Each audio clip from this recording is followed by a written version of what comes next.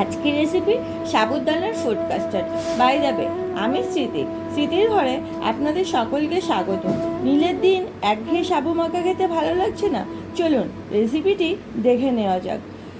এখানে আমি 500 গ্রাম মিল্ক নিয়েছি সাবুদানা, কাস্টার্ড পাউডার, কিছুটি সুগার আর ফুডস। এখন প্রথমে আমি সাবুদানাটা খুব ভালো করে ধুয়ে এটিকে 30 মিনিটসের জন্য ভিজতে দেব।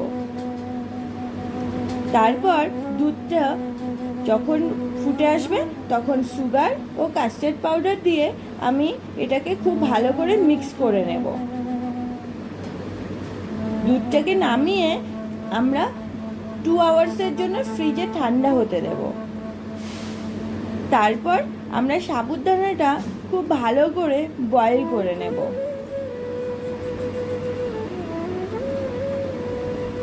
বয়েলিং কমপ্লিট হলে আমরা এটাকে স্টেন করে নেব। স্টেড মিল্কটি আমরা মিক্স করে নেব। মিক্সিং কমপ্লিট হলে আমরা দিয়ে দেবো এর মধ্যে সাবুদানাটা দেবার পর খুব ভালো করে মিক্স করতে হবে। মিক্সিং কমপ্লিট হলে আমরা এর মধ্যে দিয়ে দেবো একে একে ফ্রুটস। আপনারা সাবস্ক্রাইব করবেন ও লাইক করবেন, তাহলে আমি আরও মোটিভেশন পাবো সুন্দর সুন্দর ভিডিও আনার জন্য। ভিডিওগুলি ভালো লাগলে অবশ্যই কমেন্টস করবেন। আপনারা কিন্তু কেউ কমেন্টস করছেন না। সমস্ত ফ্রুটস দেওয়ার পর এটিকে খুব সাবধানে মিক্স করতে হবে।